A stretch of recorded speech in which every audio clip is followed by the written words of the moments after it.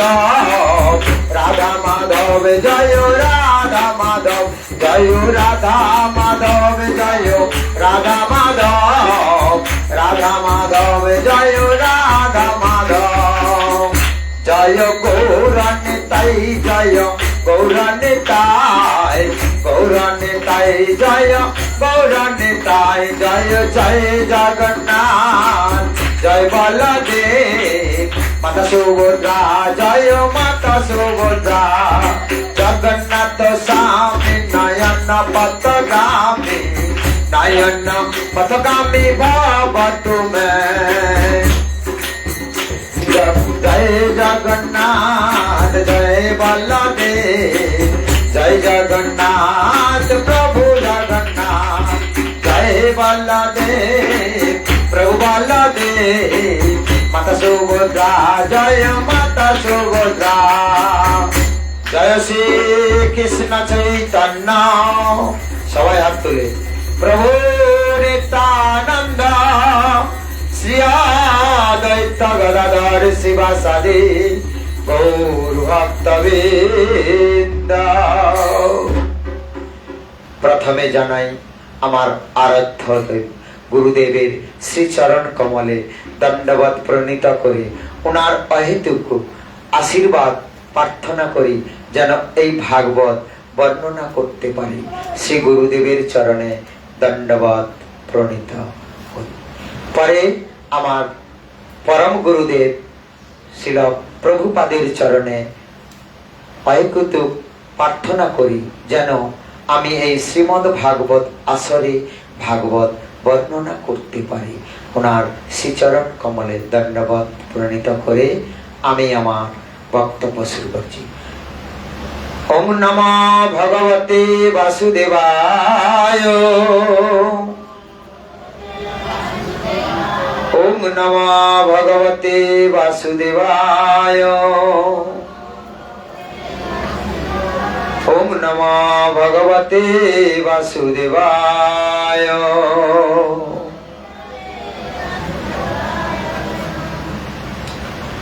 প্রথমে ভাগবত পাঠের প্রথমে বলি, আপনারা ভগবানের উদ্দেশ্যে এসেছেন তো, কিন্তু ভগবান কি করেছে জানেন তো? পঞ্চম অধ্যায় ভাগবতের পঞ্চম অধ্যায় পঞ্চম স্কন্ধে পঞ্চম অধ্যায় 1 নম্বর শ্লোকে বলছে, কি বলছে জানেন? মানুষ্য জন্ম এই পৃথিবীতে হলে ভগবান ছাড়া অন্য কিছু জানা বা পরিচয় করা যাবে না, শুধু ভগবানের কথা ছাড়া। এটাই বলেছেন। আর কি বলেছেন? যখন আপনি ভগবানের পিছনেই বার করেছেন, কার? ভগবানের তো একাদশী বার করেছেন। তাই কি হবে এবারে শুনুন। দশম অধ্যায় 88 নম্বর স্কন্ধে, এই দশম স্কন্ধে 88 নম্বর অধ্যায় 8 নম্বর শ্লোকে, 10 নম্বর শ্লোকে কি বলেছে জানেন? এই পৃথিবীতে প্রথম কিন্তু তোমাকে আশীর্বাদ করবে। কি আশীর্বাদ করবে? যে তুমি ভক্ত হয়েছো, পবিত্র আশীর্বাদ করবে। আশীর্বাদ করার পরে কি করবে জানো? এই জড়জাগতিক সমস্ত কিছু, জড়জাগতিক ধনরত্ন সম্পত্তি সমস্ত কাড়িয়ে নেবে। আপনারা থাকতে পারবেন তো ভগবানের পিছনে? হ্যাঁ, সবাই বলুন, থাকবেন? ভগবান কিন্তু জড়জাগতিক সবকিছু কাড়িয়ে নেবে, সবকিছু, সম্পত্তি টম্পত্তি সবকিছু নিয়ে নেবে। কিন্তু যদি হাও, তাই শাস্ত্রে বলেছে, যে হয় হরির দাস, হরি করে তার সর্বনাশ, যদি না ছাড়ে আস, হরি হয় তার দাসের অনুদাস। এখানে ভক্ত এই ভাগবতে আছে, বুঝলেন? আমি কিন্তু পিছনে পড়ছি, আমাদের মাতাজি একটু পরে পড়বে, ও শ্লোক সম্বন্ধে পড়বে, কিন্তু আমি এই শ্লোকটা পড়ছি কারণ এটা দাগ দিয়ে রেখেছিলাম। 36 নম্বর পঞ্চম অধ্যায় 36 নম্বর শ্লোক, মন দিয়ে শুনবেন। আমরা ভগবান ভগবান বলে বলছি, কিন্তু ভগবানের কোনো যদি কিছু দিতে চাই তাহলে দিতে পারছি না। কেন? ফল দোকানে গিয়ে কি বলি জানো? ওই ছোট ছোট ফলগুলো দাও না, ভগবানের দেওয়া যাবে। কিন্তু বড় ফলটা জামাইবাবু যখন আসবে বড় ফলটা নেবেন। কিন্তু এখানে শ্রীমদ্ ভাগবতে কি বলেছে জানেন?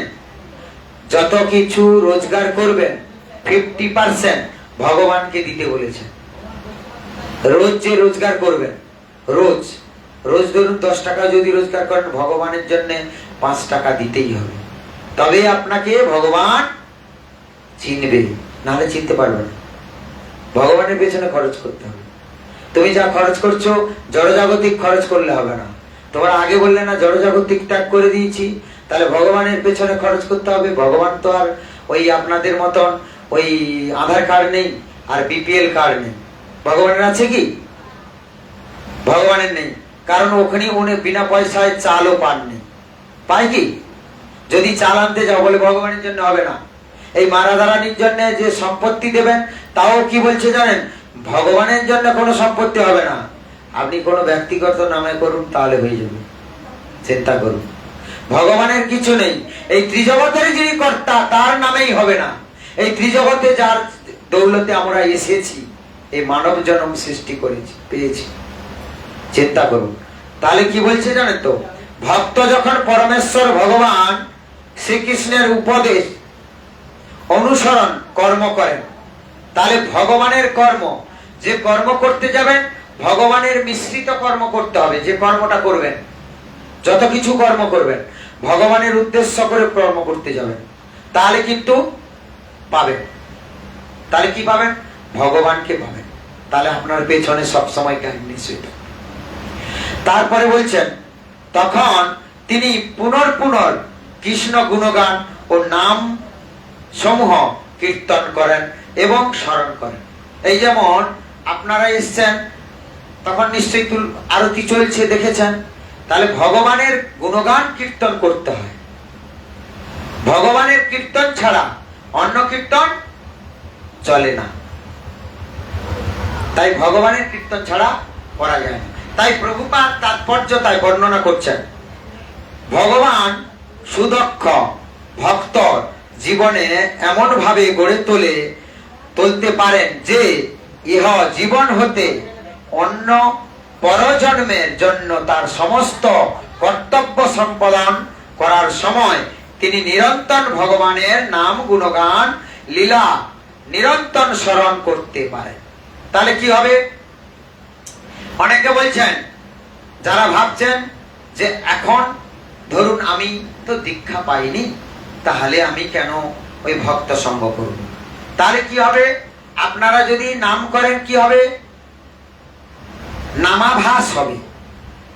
এই নামাভাসের গুণে কোথায় জন্মগ্রহণ করবেন? এর পরের জন্ম আপনি দেখবেন ভক্ত গৃহে জন্মগ্রহণ। ভক্ত গৃহে যখন জন্মগ্রহণ করবেন তখন কিন্তু নিরন্তর ভগবানকে নাম স্মরণ করতে পারবেন আর নাম কীর্তন করতে পারবেন। রাধে রাধে, জয় জয় শ্রী রাধে। কারণ বৃন্দাবনে কারা কারা গেছেন? হাত তুলুন তো দেখি, বৃন্দাবনে কারা কারা গেছেন? বৃন্দাবনে গৌরী মাতাজি গিয়েছিলেন। গৌরী মাতাজি ওখানে কি বলেছিলেন? বৃন্দাবনে হামাগুড়ি দিয়ে যেতে হয় আর হাসতে হয়, মনে কোনো দুঃখ ব্যথা বেদনা থাকে না, মা রাধারানীর সংসারে যে ঢুকে যায়। তাই তো? কি বলো? মা রাধারানীর ওখানে এমন নিয়ম। তাহলে ভগবান ভগবদ গীতায় স্পষ্ট ভাবে তারা নির্দেশ দিয়ে গেছেন যে জীবনের প্রতিটি ক্ষেত্রে মানুষের কর্তব্য হচ্ছে কেবল ভগবানকে জন্যই কর্ম করা। তাহলে যা কর্ম করবেন ভগবানের জন্য কিন্তু কর্ম করতে হবে। যেমন ধরুন আপনি চাষ করতে গেলেন, লোকের বাড়িতে রুতে গেলেন, তাহলে কত পাবেন? 400 টাকা। আমি কি 500 টাকা পাবেন? তাহলে ভগবানের জন্য 100 টাকা দিতেই হবে, মাস্ট। না যদি দাও এটা অপরাধ হয়ে যাবে। এইখানে বলেছে। তাহলে ওটা ভগবানের কর্ম হলো না, ভগবানের উদ্দেশ্য করলেন না, শুধু কি করলেন? সংসার বাঁচানোর তাগিদায় সংসার করতে হলো, এটাই বলেছেন। তারপরে বলেছেন ভগবান সবকিছুর মালিক রূপে অধিষ্ঠিত হয়। দেখেছেন? চিন্তা করুন, আগেই বলেছি সবকিছু ভগবানের অধিষ্ঠান হলো, সবকিছুর মালিক হলো ভগবান কৃষ্ণচন্দ্র। তাই দেখেছেন? ভগবান এই জগতের ত্রিজগতের কর্তা এবং মালিক ভগবান হল। বৈদিক অনুসারে ইন্দ্র, ব্রহ্মা ও সরস্বতী, দুর্গা, গণেশ ইত্যাদি দেবদেবী পুজোর সময় পরম পূজ্য যজ্ঞেশ্বর বিষ্ণুর শ্রীবিগ্রহ শালগ্রাম ও শিলার পূজা করা হয়।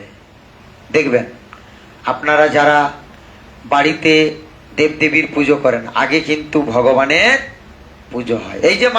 এই যে দুর্গা পুজো আমরা বলি না, সনাতন ধর্মের, হিন্দু ধর্মের সর্বশ্রেষ্ঠ পুজো হলো দুর্গা পুজো, বলি না?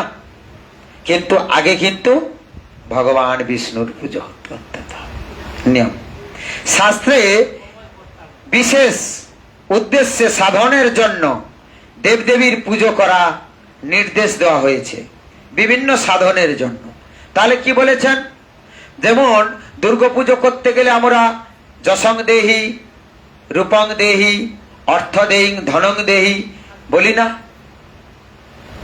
এইগুলোর সব আমরা চাই। এর জন্যে আপনি প্রার্থনা করতে পারেন,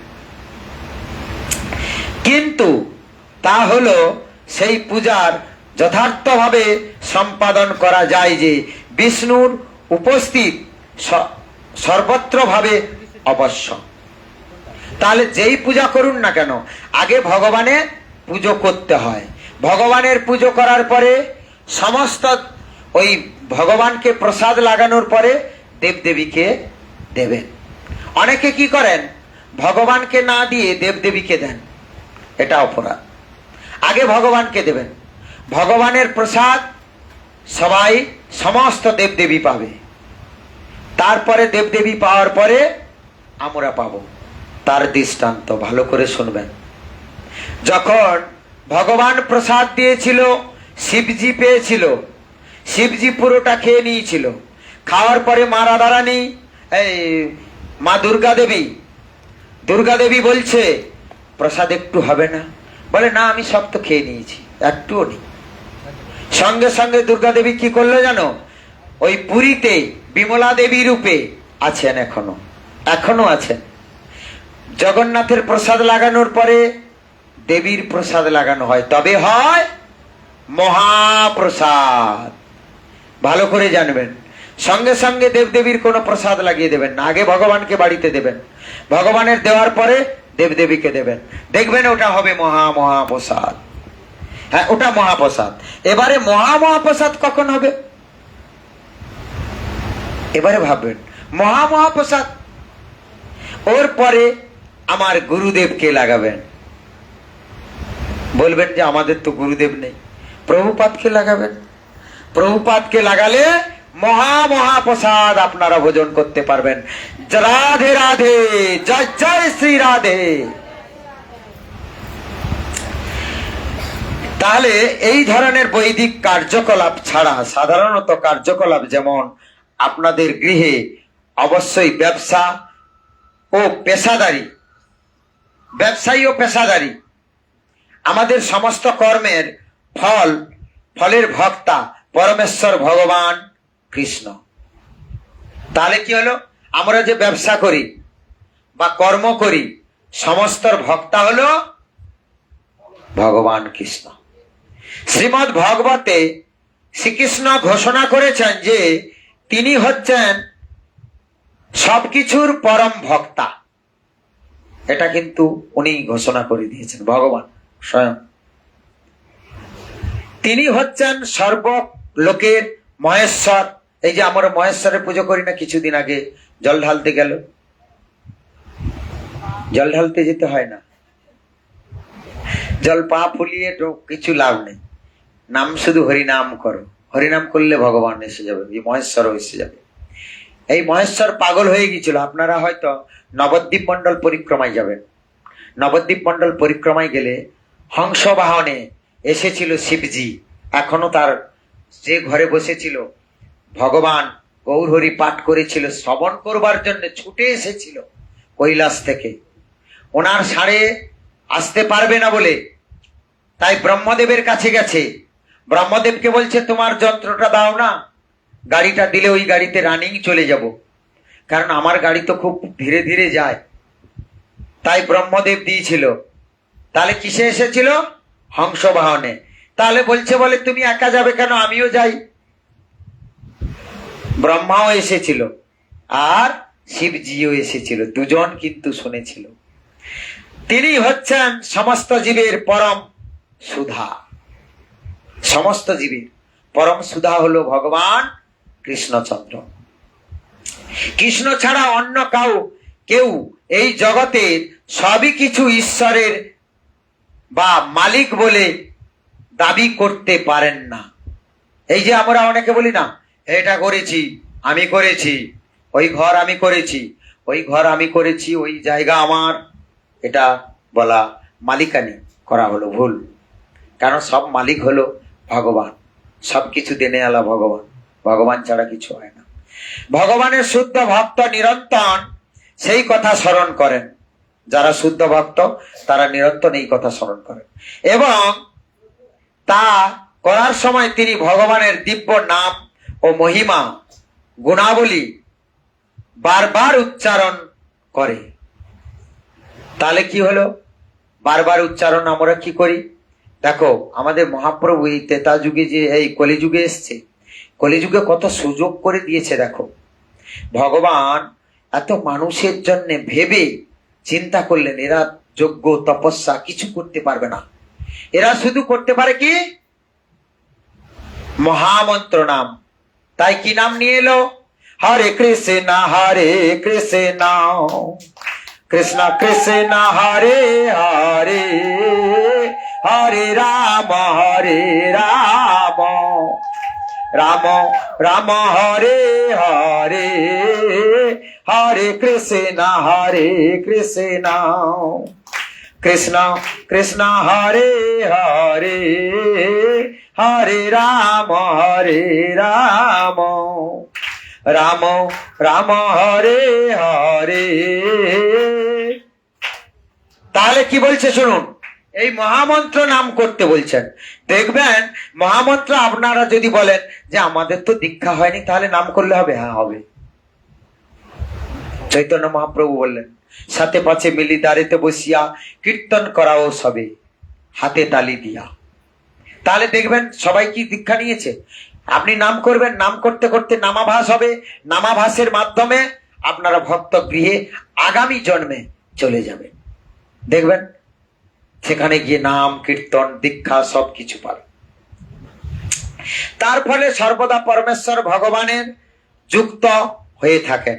ভগবান নাম গুণগান কীর্তন ভিন্ন ছাড়া নাম ইত্যাদি নিরন্তর যুক্ত, অর্থাৎ অর্থ হচ্ছে ভগবানের সঙ্গে যুক্ত থাকা।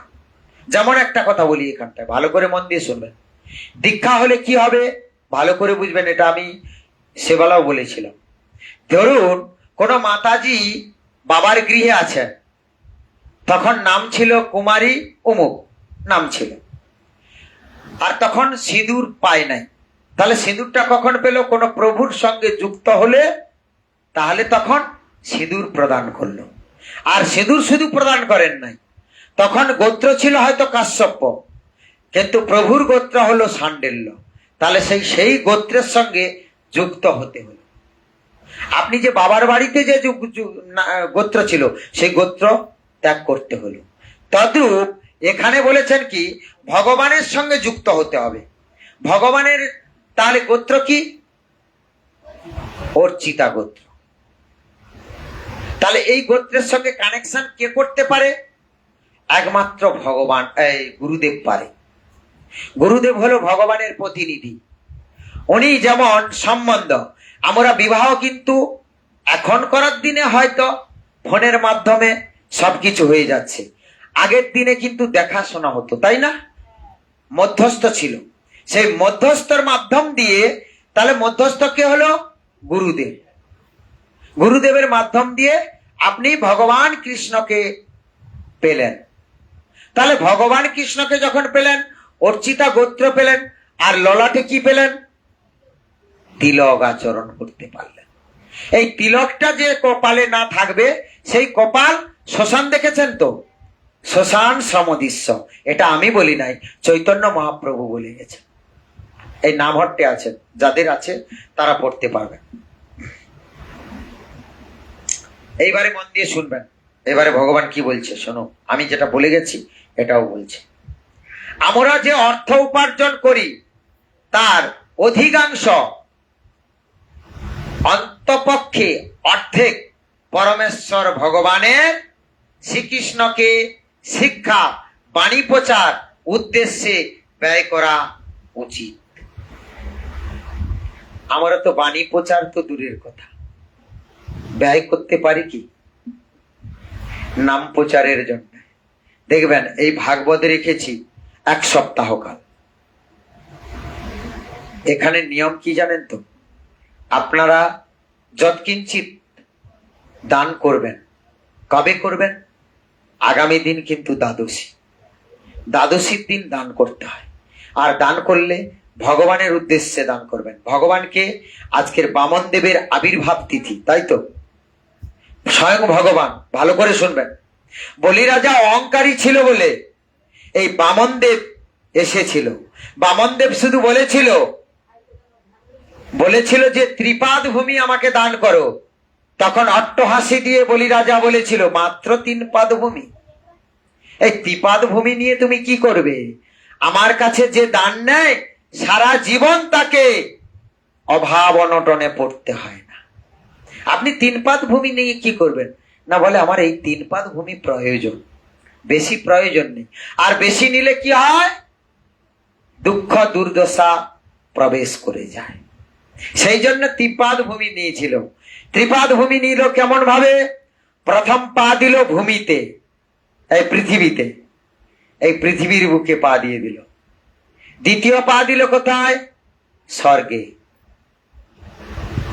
দ্বিতীয় পা।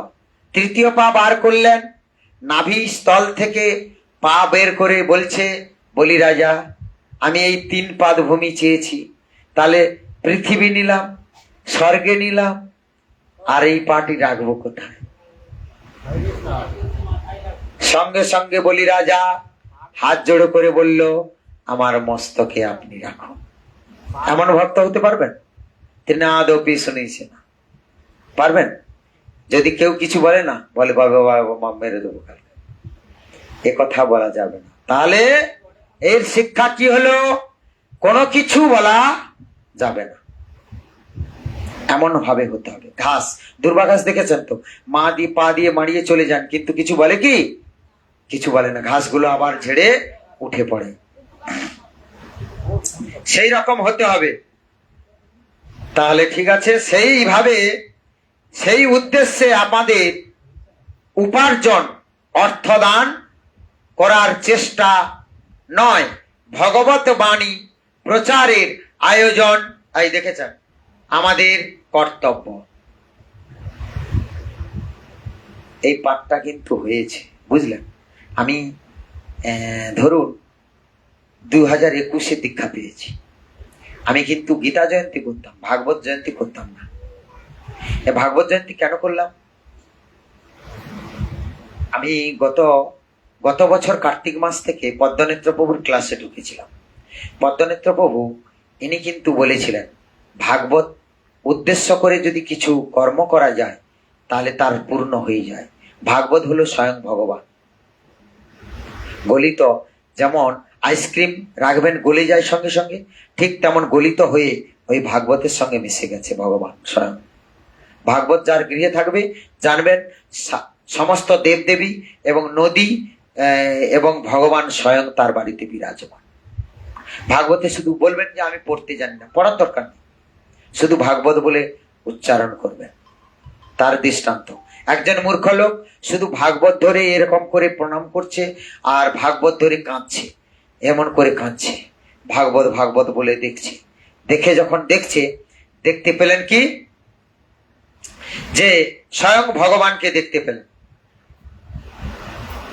এই 8ম স্কন্ধে দেখছেন বামন দেবকে দেখতে পাচ্ছেন কি? এই বামন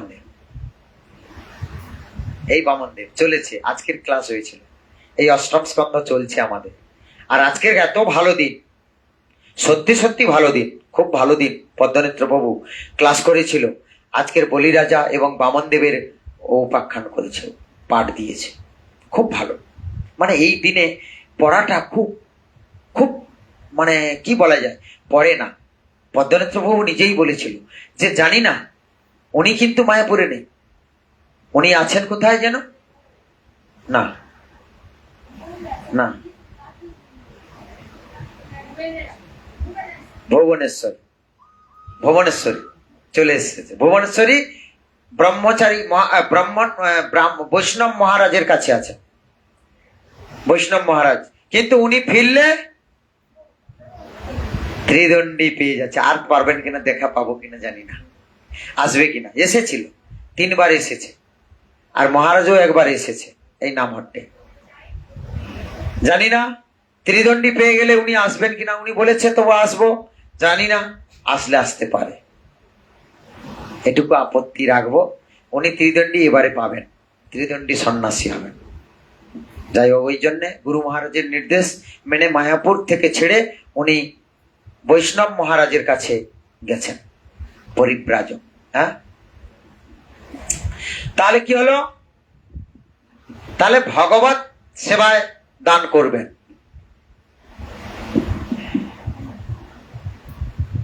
সেটাই ভগবানের আদেশ। তাহলে এই আদেশটা কার হলো? ভগবানের আদেশ হলো। কেন ভগবানের আদেশ করলেন? ভগবান আদেশ করলেন কি, যে সমস্ত কিছু ভগবানের উদ্দেশ্যে দান করবেন। ভগবান স্পষ্টভাবে বলেছেন, সমস্ত পৃথিবী জুড়ে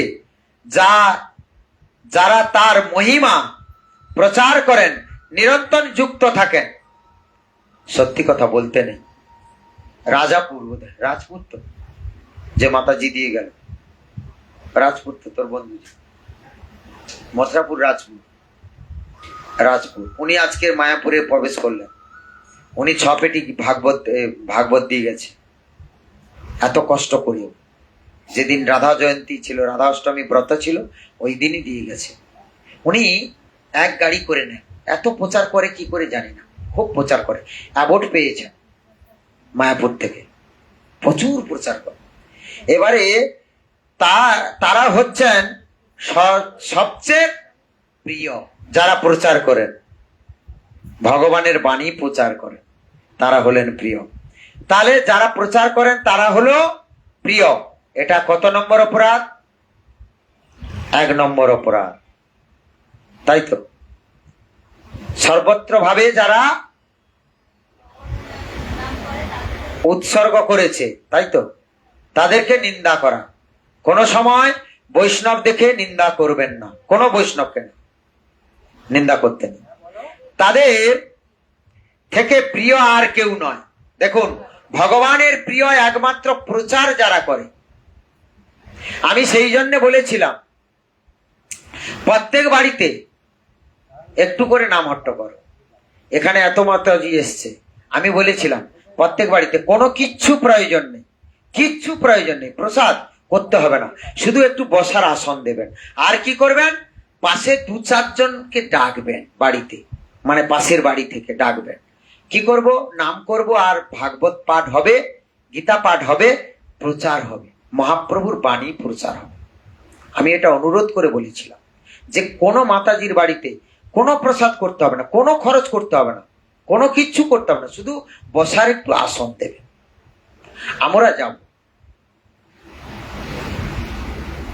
সেটাইও করেন। সমস্ত মাতাজিকে বলেছি, মাসে 15 দিনে 1 বার করে করুন না, কোনো অসুবিধা নেই, ডাকলে আমরা চলে যাব।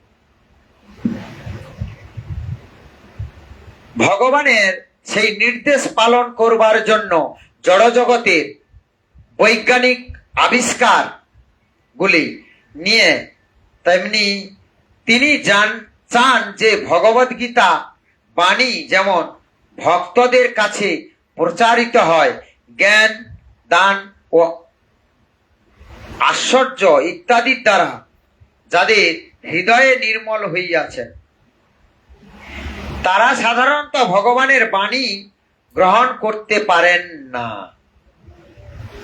কারা?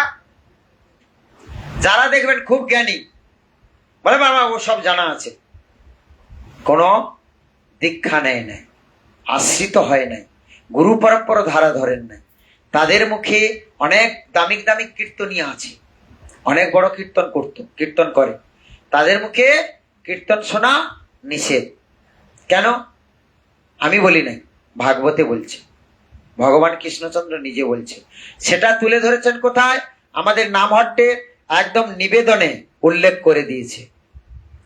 যদি অভক্তের মুখে কীর্তন শোনেন, সাপের উচ্ছিষ্ট বিষ যেমন, মানে সাপ যেমন দুধ খেয়ে যায়, সেই দুধটা না জানতে খেয়ে নিলে মারা যাওয়া হয়, মরে যায়, ঠিক তাই বলেছেন কোনো অভক্তের কর্ণগোচর শোনা যাবে না। হয়তো তিনি জ্ঞানী, অনেক ভালো পাঠ দেন, ভালো বক্তা হতেই পারে, কিন্তু তিনি দীক্ষা হয় না।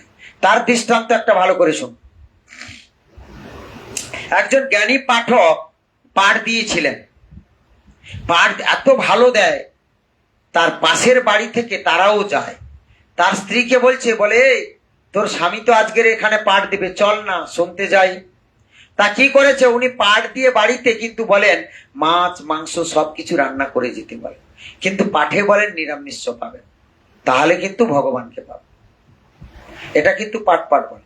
এবারে কি করেছে, পাশের বাড়িতে পাশে যখন পাঠ দিচ্ছেন, তার স্ত্রী গেছেন, শুনতে গেছেন, শুনেছেন যখন, যে বলছে ভগবানের সেবা যে হাতে করেন সেই হাতে মাছ খাবেন না, মাংস খাবেন না, পেঁয়াজ খাবেন না, রসুন খাবেন না। ওই তখন তার স্ত্রী শুনে বলছে, বলে আরে বাবা, উনি এত বড় কথা বলছে, তাহলে বাড়িতে চলে যাই।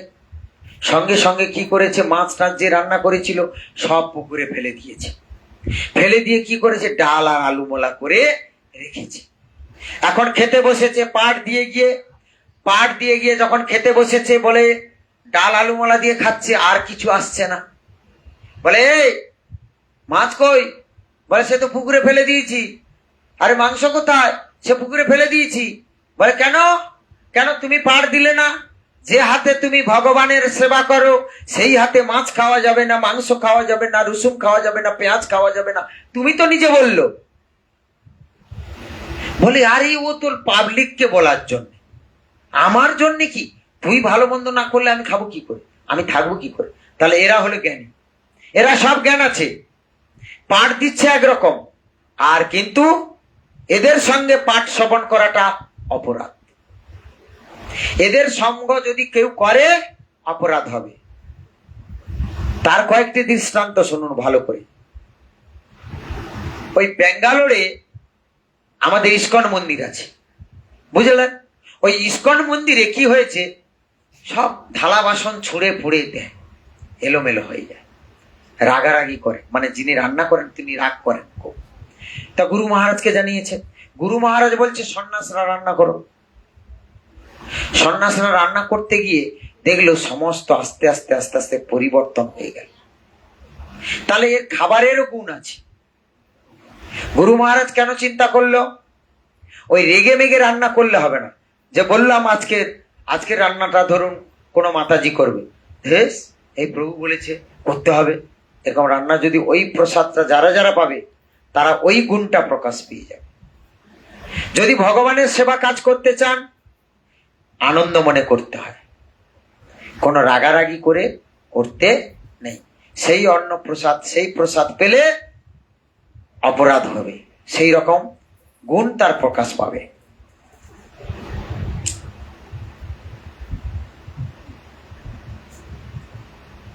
তারা সাধারণত ভগবানের বাণী প্রচার গ্রহণ করতে পারেন না। আচ্ছা, তাই অনিচ্ছা মানুষকে ভগবত ভক্তি পরিণত করবার চেষ্টা করতে হবে।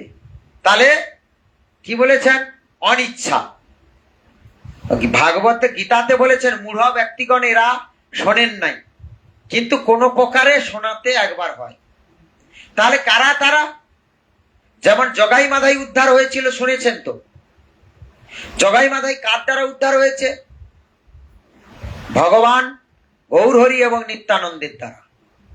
এমন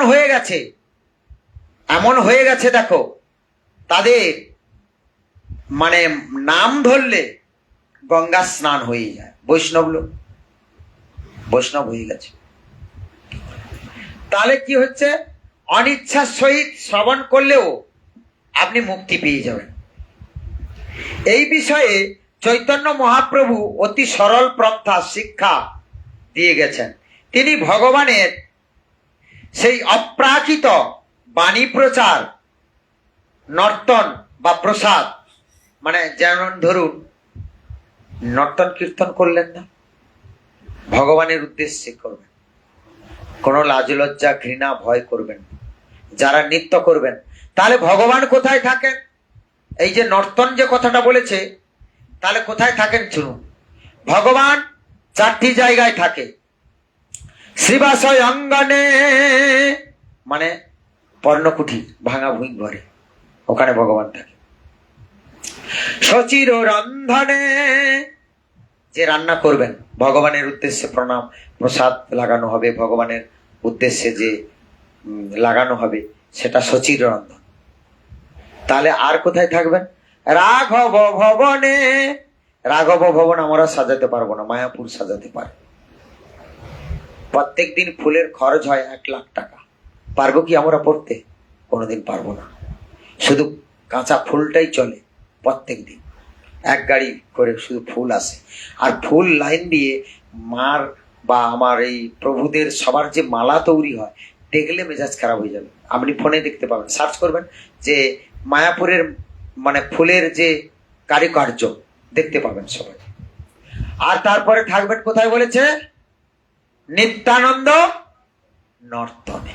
এই যে ভাবছেন এরা নাচছে, আমি চুপ করে দাঁড়িয়ে আছি, না, এতে ভগবান সন্তুষ্ট নয়। কিন্তু আপনি ভগবানের উদ্দেশ্যে তো করলেন না, আপনি ভগবানের উদ্দেশ্যে নৃত্য করুন।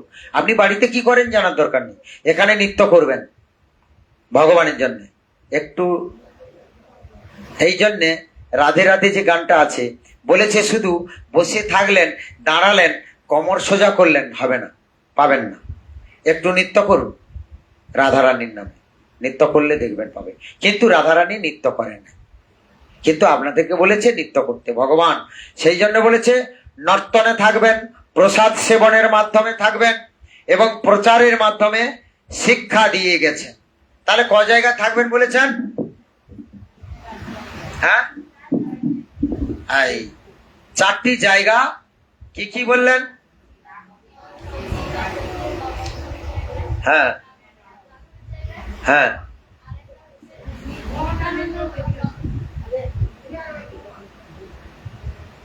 তাহলে কি হলো? প্রসাদের মাধ্যমেও থাকবে। অনেকে বলেন যেখানে মহাপ্রভুর প্রসাদ হয় সেই প্রসাদ অনেকে পাননি, বুঝলেন? প্রসাদ কিন্তু পাননি, চলে যান, কিন্তু প্রসাদ পেতে হয়। প্রসাদ পেলে তবে আসক্তি বাড়ে। তা বলে এই নয়, অনেকে কিন্তু মা কিছু মনে করবেন না, এঁঠো প্রসাদ কাউকে দেবেন না, এটা ভাগবতের কথা। এঁঠো প্রসাদ কাউকে দেবেন না, আপনার প্রসাদ আপনি খাবেন। আগে যদি দিতে চান, যেমন বলেছেন ওই নামহট্ট বইতে, বৈষ্ণবের উচ্ছিষ্ট, তা বলে এই রকম নয় যে খাওয়ার পরে চটকে রেখে গেলাম, সে না নয়। আগে বৈষ্ণব প্রসাদ নিবেদন হবে, প্রসাদের মন্ত্র আছে, প্রসাদের পরে ওখান থেকে তুলে সবাইকে দেবেন, ঠিক আছে? এইভাবে উপার্জিত অংশ এই উদ্দেশ্যে ব্যয় করতে পারেন। কলিযুগে চৈতন্য মহাপ্রভুর শিক্ষা অনুসারে সমাজে নেতৃস্থানে বিশদভাবে যে ব্যক্তি তাদের উপার্জনের অর্ধেক ভাগ সেবা ব্যয় করেন। তাহলে কারা? দেখবেন, এর দৃষ্টান্ত শুনুন। আমাদের মায়াপুরে একজন এসেছিলেন বিদেশ থেকে, টাকা এনেছিলেন, অনেক টাকা, 70 কোটি টাকা না লাখ টাকা, লাখ বড় না কোটি বড়, কোটি বড়, কোটি এনেছিলেন, 70 কোটি টাকা।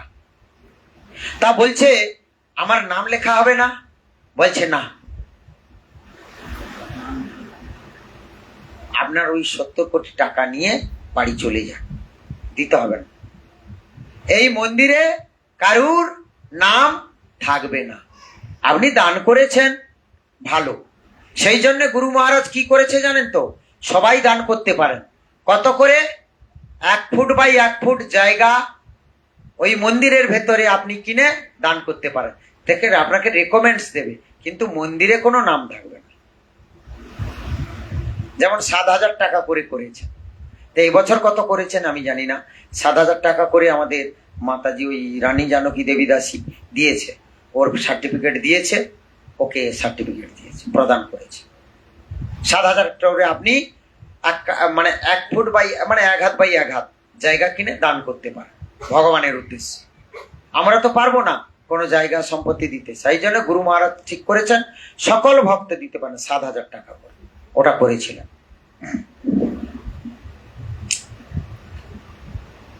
তা হলো নিঃসন্দেহে পৃথিবীর এই নাগরিক প্রবেশে ভগবান ধামে অপ্রাকৃত প্রবেশ রূপান্তর করা যায়। যে অনুষ্ঠানের সুন্দর নাচ ও গান ও সুস্বাদু খাবার দেওয়া হয়, দেখবেন সুস্বাদু খাবার আমরা পাই না। আবার এখানে এটা বলেছেন চৈতন্য চরিতামৃতে, কি বলেছেন জানেন? যারা ভক্ত হবেন খাবেন পাতলা ডাল আর বৈষ্ণবদের গাল, তবে হবে ভক্ত। তাহলে বৈষ্ণব কেমন? এই আমাদের মতন না, গুরুদেবের কথা শুনতে হবে।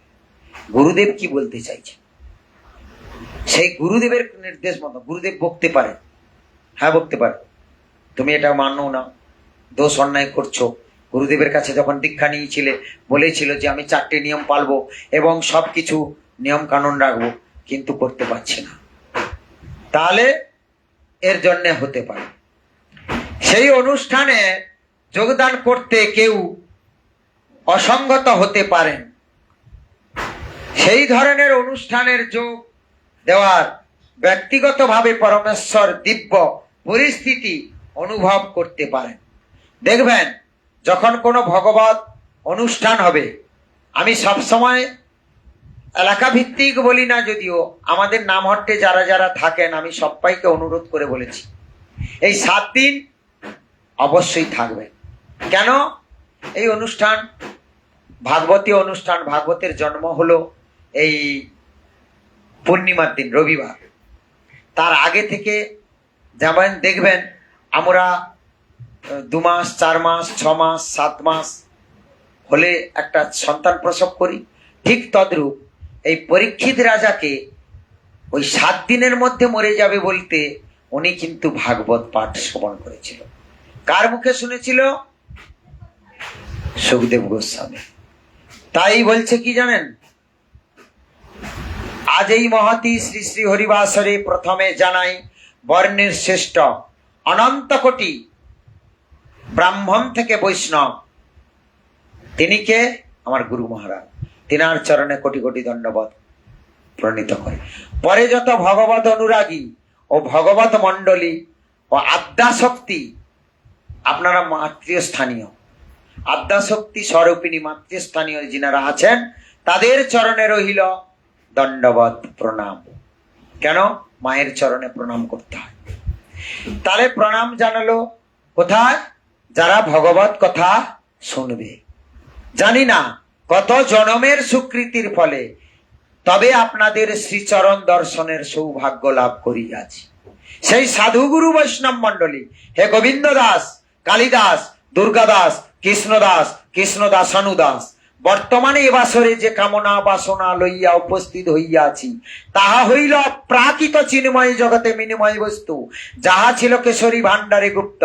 যে ধন পাইবার আশায় মানুষ যুগ যুগ তথা হাজার হাজার বছর গহন কান্তারে শৈল শিখরে ঊর্ধ্বপদে হিস্তমুণ্ডে তপস্যায় রত থাকিয়া যোগী ঋষি মহান্তগণ লাভ করিতে পারেন নাই, সেই ধনের আশায় মহাযোগী মহেশ্বর সোনার কাশি পরিত্যাগ করে অঙ্গে ভস্ম বেঁকে হাড়ের মালা গলায় পরে যোগাসনে বসে ব্রহ্মলোকে করেন ব্রহ্মা, চতুর্মুখে করেন বেদ অধ্যয়ন। সেই দেবতাদিগের সাধন সম্পদ বর্তমান যুগের কলির পাবন অবতার শ্রী শ্রী গৌর হরির পাদপদ্ম নিত্যানন্দের দ্বারা এহ জগতে প্রমাণ করিয়া গেলেন। সেই প্রেমদাতা নিত্যানন্দের মধুর নামামৃত ধন। এই পরিবেশনা আকাশ কুসুম কল্পনা মাত্র। পুরাকালে একজন হরির লীলামৃত করেছিলেন, তিনি হলেন কে? পরম গুরু বৈষ্ণব চূড়ামণি সুখদেব গোস্বামী। আর শ্রোতা ছিলেন কে? মহারাজ পরীক্ষিত। আপনারা পরীক্ষিতের আসন গ্রহণ করিয়াছেন বটে, আমি তো নই সেই সুখদেব, আমি আপনাদেরকে সুখ দিতে পারবো না। আমার গুরুদেবের শ্রীচরণ আশীর্বাদ পাথেয় করে কলির পাবন অবতার শ্রী শ্রী গৌর হরির কৃপায় যতটুকু পরিবেশন হইবে, হংসহীর যত ক্ষীরম্য মুদ্রিয়া। রাজহংস যেমন জল মিশ্রিত দুগ্ধ পূর্বক দুগ্ধ পান করিয়া থাকে, তদানুরূপ আমার ভুল ত্রুটি রসাভাস মার্জনা করিয়া যাহা কৃষ্ণ নাম তাহি আপনারা গ্রহণ করিবেন। এই আমার বিনীত নিবেদন। তাহলে কি বললেন এখানে? শিবজি হলেন পরম বৈষ্ণব। তাহলে অনেকে বলেন শিবজির কি প্রসাদ খাওয়া যায় না? না, শিবজির প্রসাদ খাওয়া যায়। শিবজিও নিজে বলেছেন আমার প্রসাদ কেউ পাবেন না। তাহলে কোন কোন কোন অপরাধ হবে? রজগুণ ও তমগুণ প্রকাশ পাবে। বলছে ভগবানের আগে লাগাবে, ভগবান লাগানোর পরে যখন আমাকে দেবে তখন তুমি পেতে পারো, সেই প্রসাদ পেতে পারো। এটা কে বললেন? এটা আমাদের ভক্তিবিলাস গৌরচন্দ্র স্বামী মহারাজ বললেন।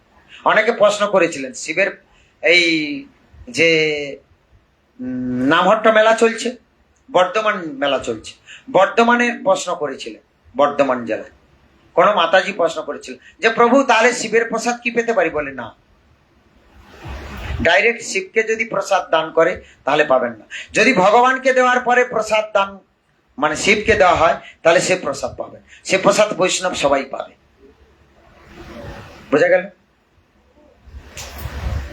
এইভাবে সেই অনুষ্ঠানের যোগদানকারী পরমেশ্বর ভগবানের সঙ্গে লাভ করতে পারেন, পবিত্র পারমার্থমিক তত্ত্ব হৃদয়ঙ্গম করতে পারেন। এই ধরনের পারমার্থমিক কার্যকলাপ সঙ্গে সম্পাদন করা হইয়াছে। একটি সতর্ক থাকতে হবে, সেটি হচ্ছেন যেমন সব রকম জড় কামনা বাসনা এবং সর্বত্রভাবে মুক্তি ভগবান ভক্ত এবং সত্তাধানের প্রতিপন্ন করা হইয়াছে। মানে কি বলেছেন? এর আগে আমি বলেছি যে নাম করছেন কৃপা পাবেন না, অবশ্যই পাবেন। চৈতন্য মহাপ্রভু সেটা বলেছেন। সেটা কি হবে? নামাভাস হবে। এই যে ধরুন নাম জপ করলে, আজকের কি হচ্ছিল? আজকের পার্শ্ব একাদশী। কত মালা করে জপার নিয়ম জানেন? গুরুদেব নির্দেশ দিয়েছিল 25 মালা করে। কেউ জপেছেন? আরে ভক্তরা জপবে, কারণ গুরুদেবের দীক্ষা নিয়েছে, গুরুদেবের বাক্য রাখতেই হবে, কষ্ট করেও জপতে হবে। কিন্তু সবাই বলছেন আমরা পার্শ্ব একাদশী করছি। শুধু একাদশী করলে হবে না, গৃহকর্ম করলে হবে না, ভগবানের কিছু নাম করতে হবে। তা আপাতত 25 মালা না করো, 4 মালা করতে হয়। কেন 4 মালা করবেন? 4 মালা কার জন্য করবেন? আকাশের জন্য করবেন, পৃথিবীর জন্য করবেন, সূর্যের জন্য করবেন, আর কার জন্য করবেন? হ্যাঁ বলো। জলের জন্য করতে হবে। এই 4 মালা আপাতত মাস্ট জপতে হবে। যারা দীক্ষা পাননি 4 মালা করে জপতে হবে। করে জপবেন, করের মধ্যে জপলে হবে। বোঝা গেল? যেমন এইখানে এসছি, এই বাসনা সর্বত্র ভাবে মুক্তি এবং ভগবানের উদ্দেশ্যে সাধনা। আচ্ছা, এটা পড়লাম। ভগবান শুদ্ধ ভক্ত, কেবলমাত্র জড় কামনা থেকেই মুক্তি নন, তিনি হলেন সকাম কর্ম।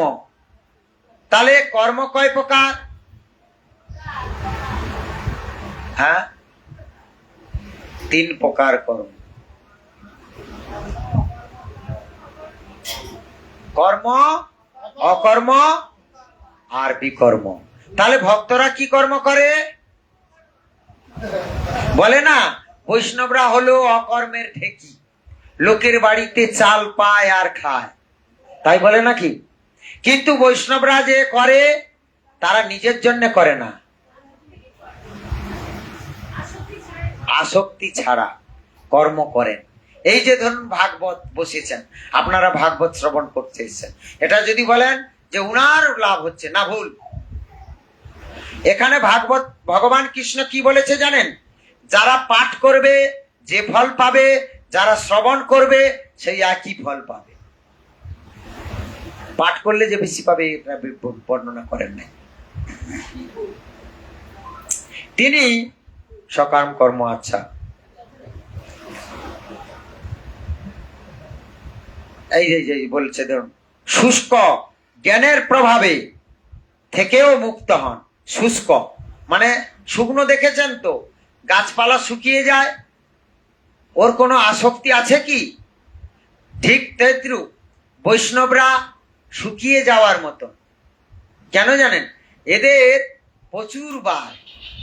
এই রাধাষ্টমী গেল, আবার বলছে তারপরের দিন যে ভাগবত জয়ন্তী হবে, ভাগবত জয়ন্তীর ক্লাস হচ্ছে। তাহলে এরপরে ভাগবতের পরে এবারে সিদ্ধান্ত করেছি প্রত্যেকদিন সন্ধ্যায় যদি সবাই আসেন, গীতা 1টা 2টো 3টে করে শ্লোক পড়বেন, বেশি পড়া হবে না, শ্লোক গীতা শুনবেন। শুনবেন কি? সবাই আসবেন? বলুন, প্রত্যেক দিন। কই হাত তুলেননি তো? কই আসবেন না?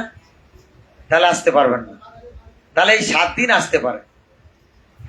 যাই হোক, তবু চলবে। আমাদের 2 জন এলেও চলবে, 3 জন এলেও চলবে। প্রত্যেক দিন চলবে গীতা। এই আসর করা হয়েছে। আমরা ব্রহ্মচারীকে জিজ্ঞাসা করেছি, গুরু মহারাজকে জিজ্ঞেস করেছি, গুরু মহারাজের সেন্টারে, যে হ্যাঁ ভাগবত গীতা করতে পারে। তাহলে ভগবান প্রকৃত সম্বন্ধে জল্পনা কল্পনা করবার জন্য প্রয়োজন নেই। আমরা জল্পনা কল্পনা করলে হবে না ভগবানের সম্বন্ধে। সমস্ত বৈদিক শাস্ত্রে, ভগবত গীতায় ভগবান নিজে তার তত্ত্ব প্রকাশ করে গেছেন। আমাদের কেবলমাত্র যথার্থভাবে গ্রহণ করতে হবে, ভগবানের নির্দেশ পালন করতে হবে। তাহলে ভগবান কি বলছেন সেই নির্দেশ আমাদেরকে কিন্তু পালন করতে হবে। ভগবান কি বললেন এর আগে পাঠে বলে গেছি। ভগবান কি বলেছেন? নির্দেশ দিয়ে গেছেন যে প্রচার করতে হবে, প্রসাদ পেতে হবে, আর গুণগান কীর্তন করতে হবে, নর্তন কীর্তন করতে হবে। তাহলে কিন্তু উনি ওনার মধ্যে প্রিয় হন। তাহলে আমাদের পূর্ণতা প্রাপ্তি পথে পরিচালিত করবেন। যে সেখানে রয়েছেন সেখানে থাকতে পারেন, কারণ তার নিজের অবস্থা থেকে বৃত্তি ও পরিবর্তন করবার জন্য প্রয়োজন নেই। আপনি ধরুন কোনো বৃত্তি একটা কর্ম করেন, ওই কর্মকে ত্যাগ করতে, নষ্ট করতে না বলছে, তার কি করতে বলছে? ওই কর্মে থাকবেন, কর্মের মাধ্যম থেকে ভগবানকে কিছু দান করবেন। বুঝছেন? কিছু দান অতি অবশ্যই করবেন। কি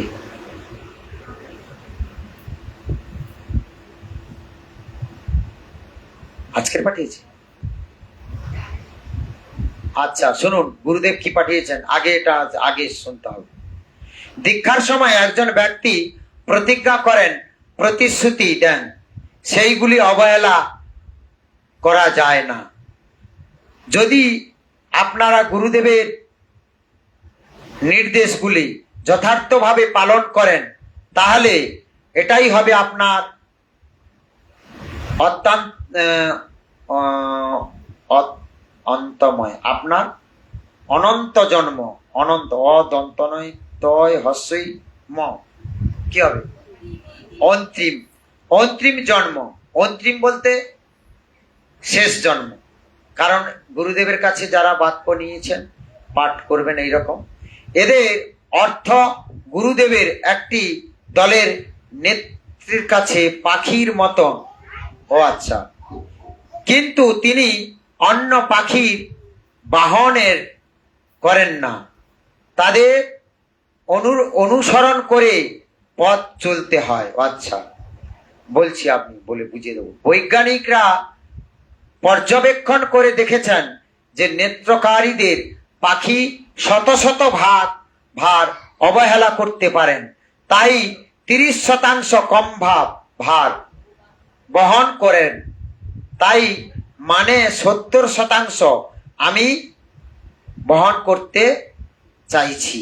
ও বাবা, 100-র মধ্যে 70 গুরুদেব নিচ্ছে, 30 মাত্র নিচ্ছ। তাহলে 70 যেমন নিচ্ছ, গুরুদেব 70 নিচ্ছে, তাহলে গুরুদেবের কথা তো রাখতেই হবে। গুরুদেবের কথা না রাখলে 70 পাবেন না। গুরুদেব কিন্তু সেদিন আমাদের সঙ্গে এই লাইভটা দেখে, গুরুদেব বলুন জেলা প্রচারক আমাদের কথাও বলেছে, বলে এত ভালো, এই যে পুরো লাইভ চলছে, এই লাইভটা মায়াপুরে যাচ্ছে, গুরুদেবের কাছে যাচ্ছে ডাইরেক্ট।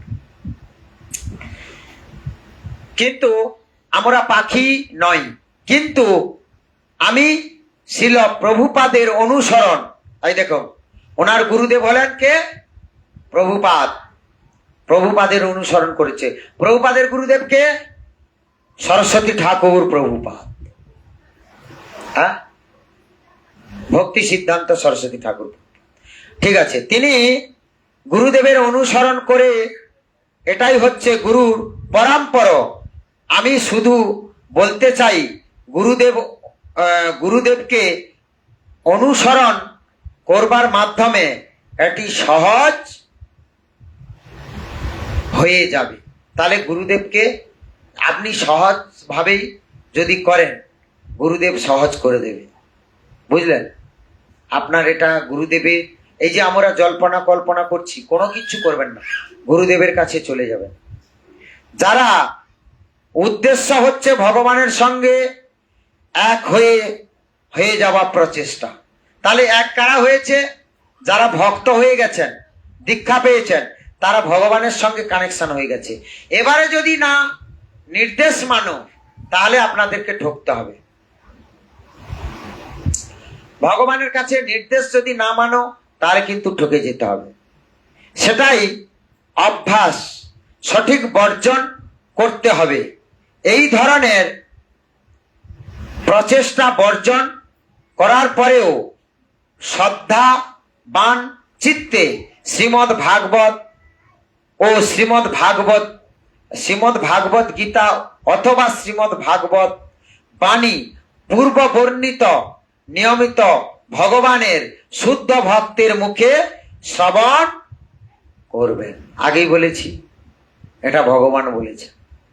আমরা কিন্তু কীর্তন শুনতে চলে যাই, কীর্তন শোনাটা অপরাধ।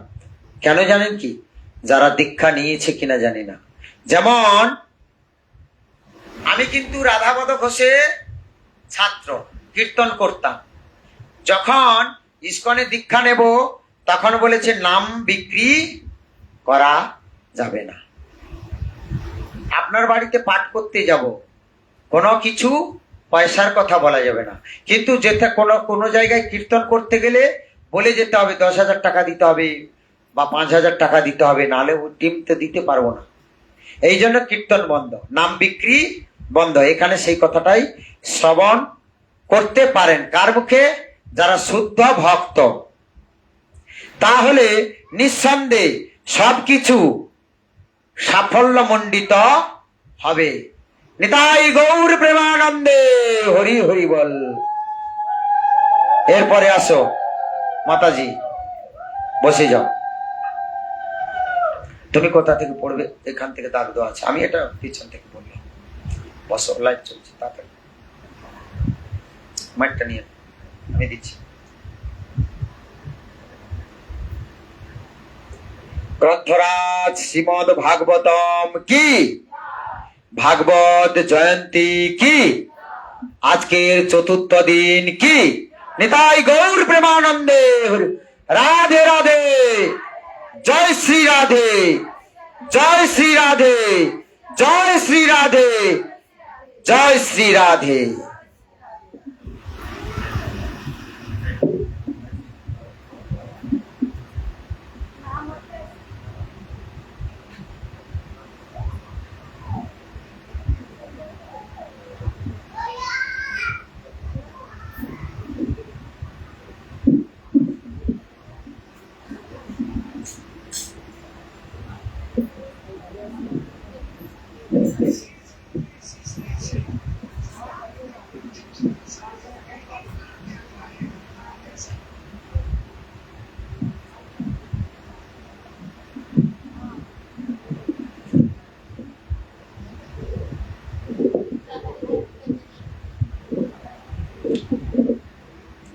হরে কৃষ্ণ, জয় রাধে, হরি বল।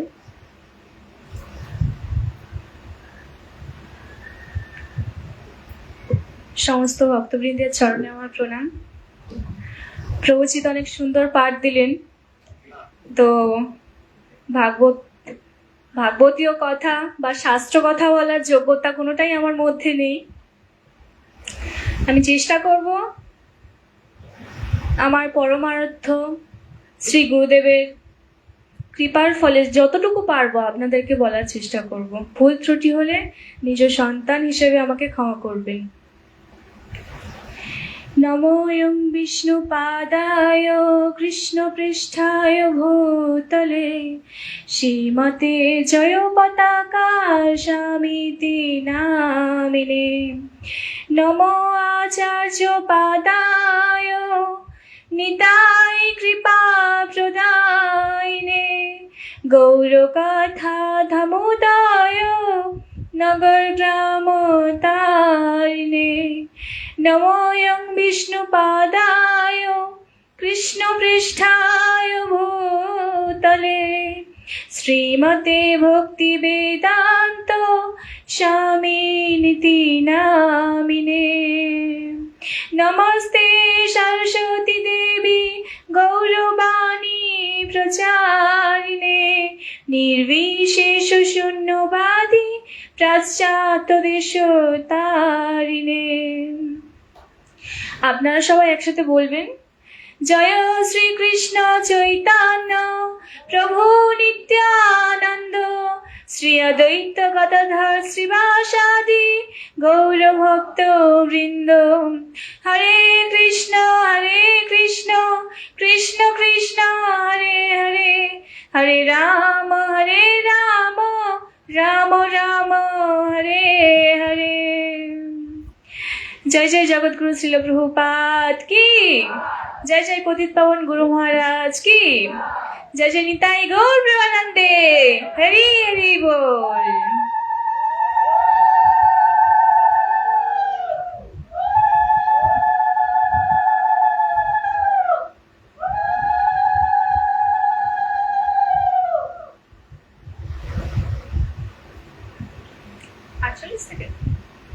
আটচল্লিশ হবে তো, 48। হরি বল, হরে কৃষ্ণ। তো আজ শ্রীমদ্ ভাগবত প্রথম স্কন্ধ অষ্টম অধ্যায় 48 নম্বর শ্লোক। অহো মে পশ্চাতা জ্ঞানং হৃদি রূঢ়ং দুরাত্মনম পারক্য শৈব দেহস্য বহু মে ক্ষৈন হিনিহত।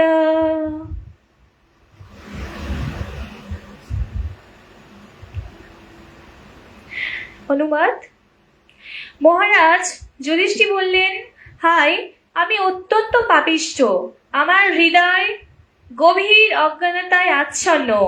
এই দেহ যা অবশেষে অন্যদের ভক্ষ, তারই জন্য আমি বহু বহু অক্ষয়হিনী সেনা বধ করেছি।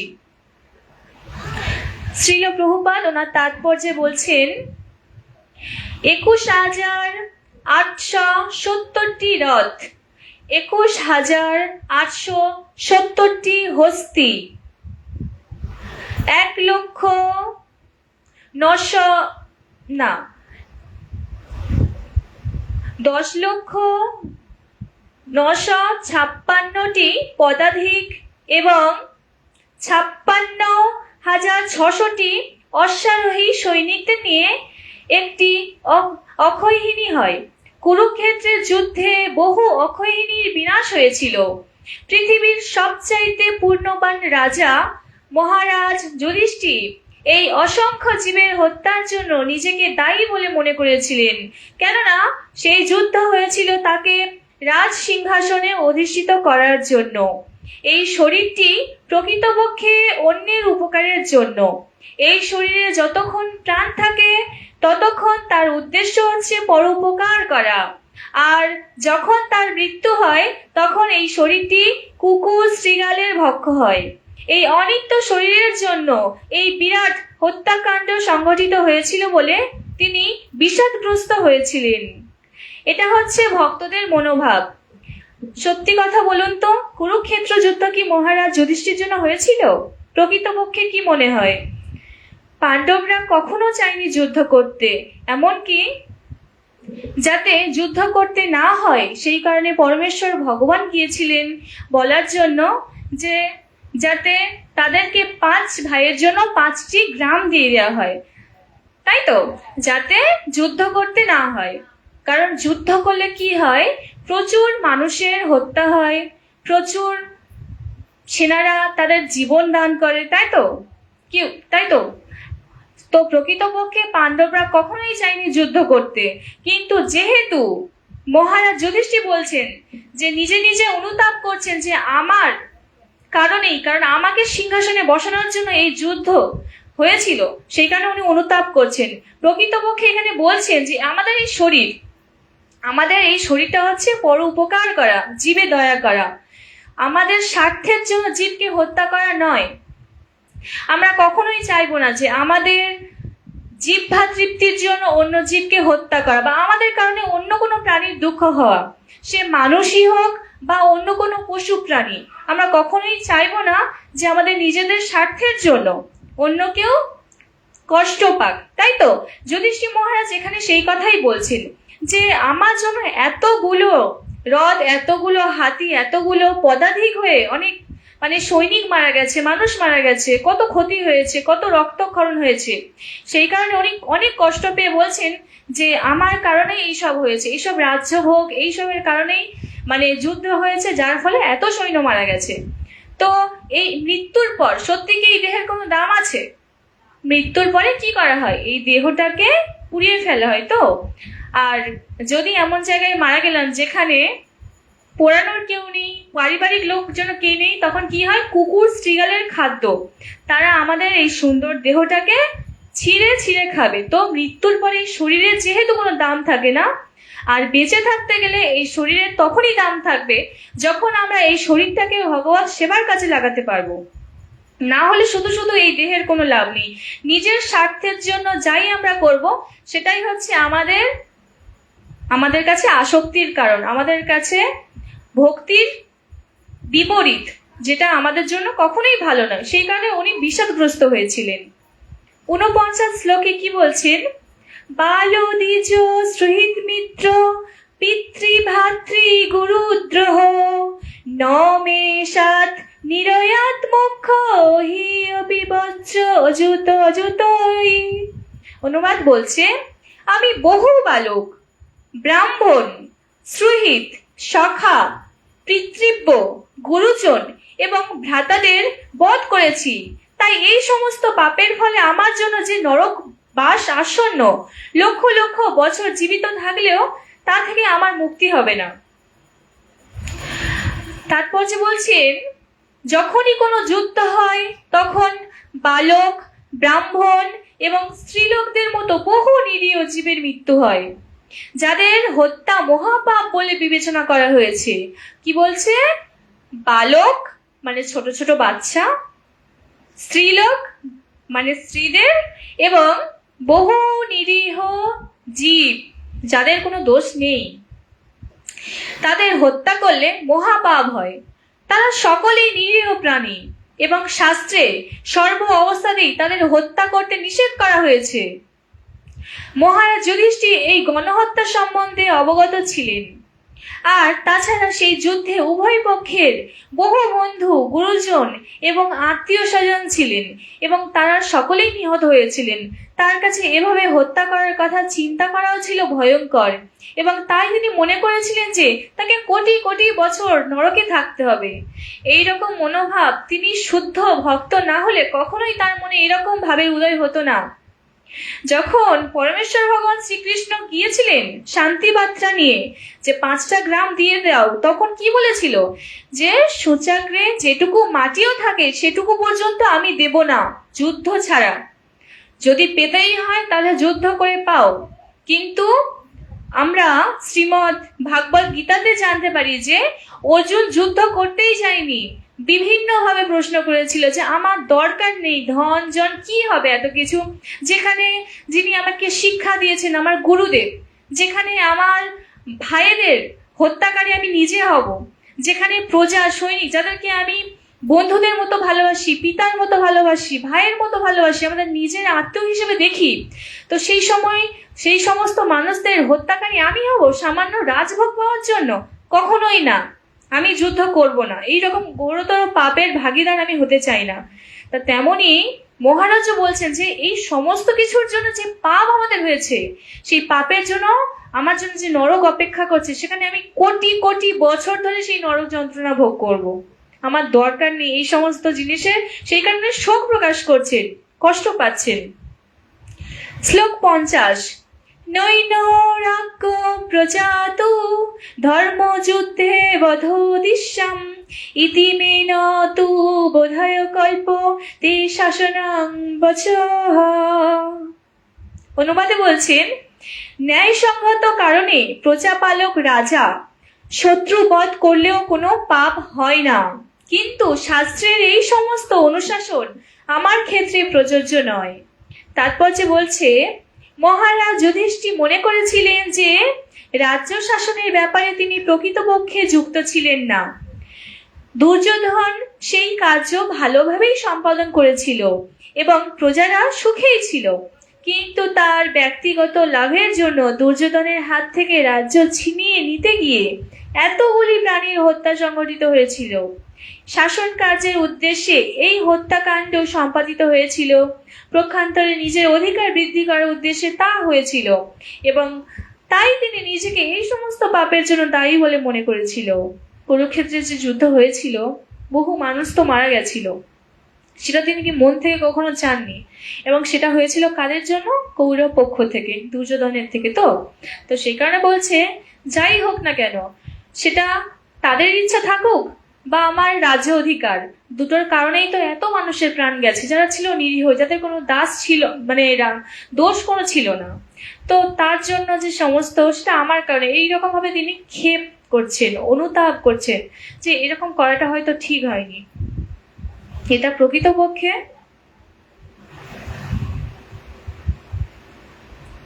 শ্লোক নাম্বার 51।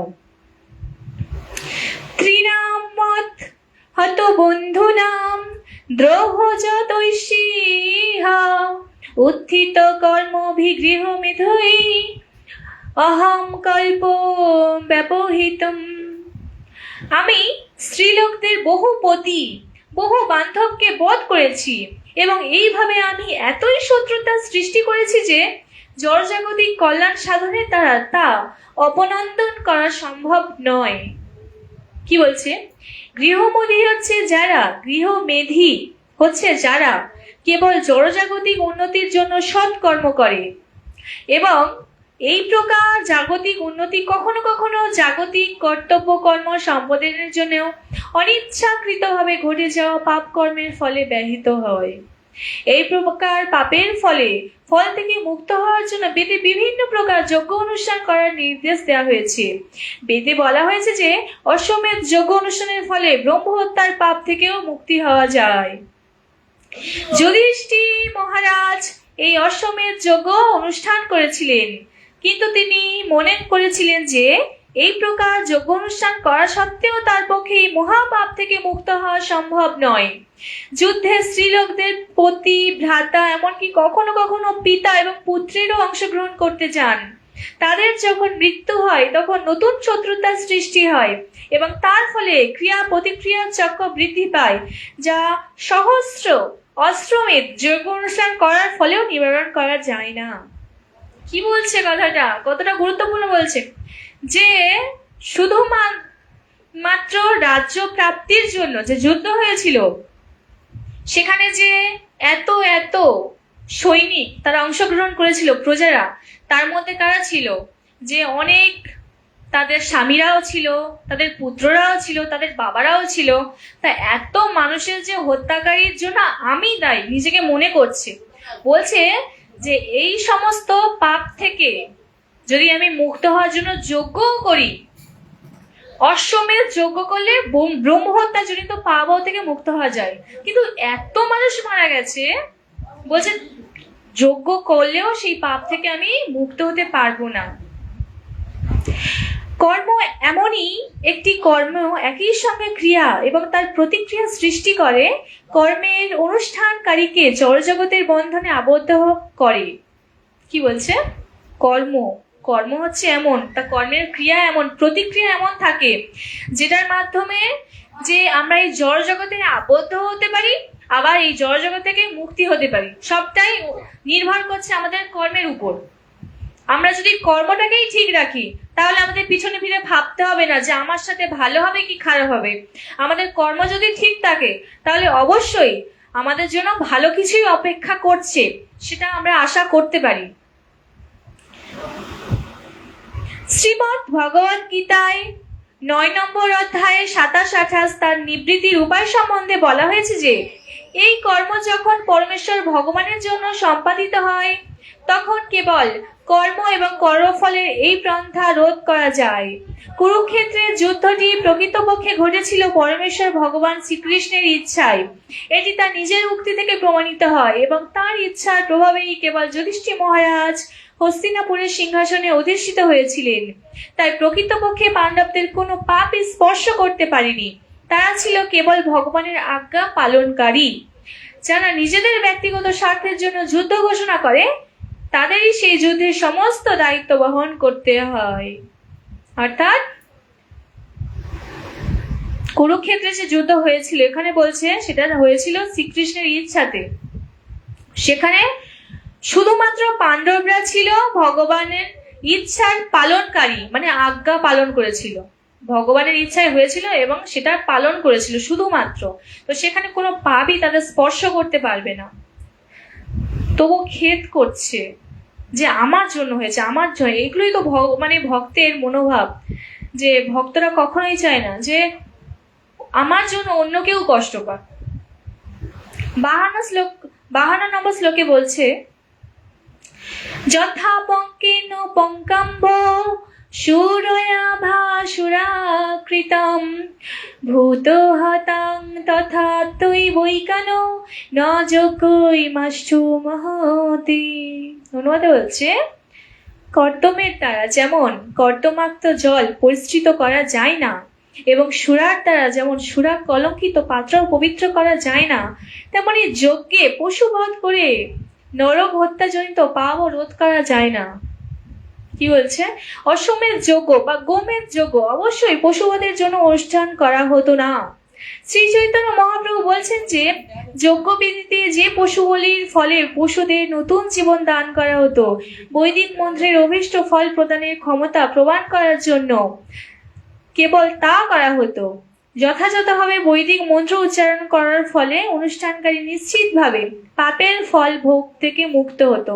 কিন্তু কোনো অক্ষম ব্যক্তি অনুপযুক্ত বিধিতে এই যজ্ঞ অনুষ্ঠান করলে তাকে অবশ্যই পশু হত্যার জন্য দায়ী হতে হয়।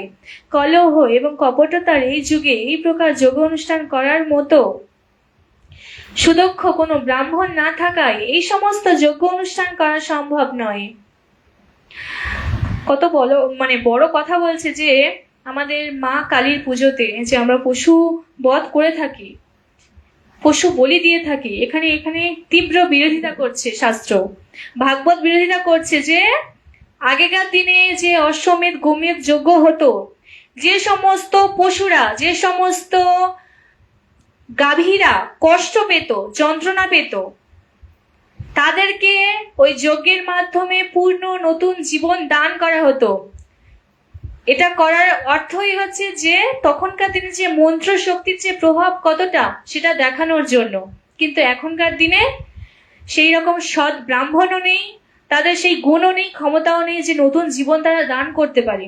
তো সেক্ষেত্রে কখনোই কোনো জীবকে হত্যা করা আমাদের উচিত নয়। মহারাজ যুধিষ্ঠির তাই কলিযুগের যজ্ঞ অনুষ্ঠানের ইঙ্গিত দিয়েছেন। কলিযুগের একমাত্র যজ্ঞ হচ্ছে ভগবান শ্রী চৈতন্য মহাপ্রভু কর্তৃক প্রবর্তিত হরিনাম যজ্ঞ। হরে কৃষ্ণ কৃষ্ণ কৃষ্ণ হরে হরে, হরে রাম রাম রাম হরে হরে। এটাই আমাদের ধ্যান, জ্ঞান, জপ, সাধনা সবকিছুই হওয়া উচিত। কলিযুগে কিচ্ছু নেই, না আছে মানে কি বলবো, ধ্যান আছে, পূজা পাঠ, অর্চন বিধি, কোনো কিছুই নেই। শুধুমাত্র যজ্ঞ বলতে হরিনাম যজ্ঞ। আমরা যেমন সময় পাবো, যদি আমরা মালাতে পারি তো মালাতে, যদি সময় না থাকে তাহলে মুখে বলতে পারি, মনে মনে স্মরণ করতে পারি। সব সময় আমরা এই যজ্ঞটা তো করতেই পারি, আর এটাই হচ্ছে আমাদের জীবনের শেষ সম্বল। এটা ছাড়া কোনো গতি নেই। তাই বলছে যে কিন্তু তা বলে পশু হত্যা করে সেই পাপ থেকে মুক্ত হওয়ার জন্য হরিনাম যজ্ঞ অনুষ্ঠান করা উচিত নয়। মানে পাপ করতে থাকবো, আবার বলবো যে হরিনামের প্রভাবে সেই পাপ থেকে আমার মুক্ত হয়ে যাব, সেটা মস্ত বড় অপরাধ, কখনোই তা উচিত নয়।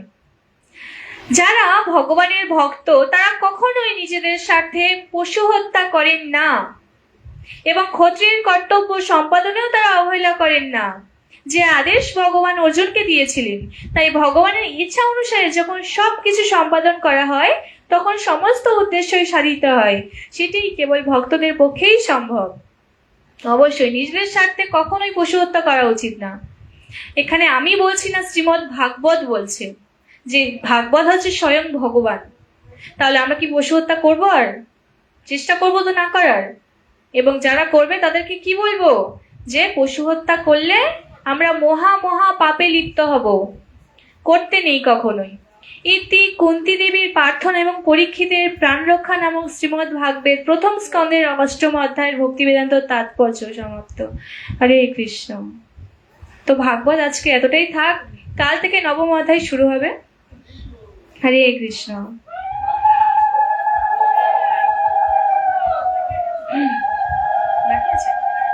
হরি বল। তো হ্যাঁ, হরি বল। তো আজ যেমন পার্শ্ব একাদশী, তো ঠিক তেমনই বামন দ্বাদশীও। তো প্রভুজি তো অনেকবারই বললেন বামন দ্বাদশী সম্বন্ধে। তো আপনারা যদি শুনতে চান তাহলে অল্প কিছু বলতে পারি, বলবো তো। বামন দেব বা ভগবানের অবতার, ভগবানের যে ১০ম অবতার, উনি ১০ম অবতার নিয়েছিলেন ভগবান পরমেশ্বর ভগবান শ্রীকৃষ্ণ।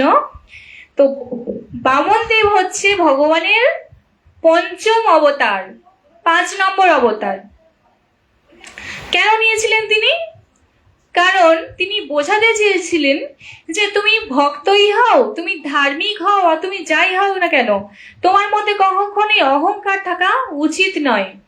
ভক্তের সবসময় বিনয়ী হওয়া উচিত। সেই অহংকার চূর্ণ করার জন্য তিনি বামন দেবের অবতার নিয়েছিলেন। মহারাজ, বলি মহারাজ, যার জন্য এই অবতার। তো বলি মহারাজ কে ছিলেন? বলি মহারাজ ছিলেন প্রহ্লাদ মহারাজের নাতি।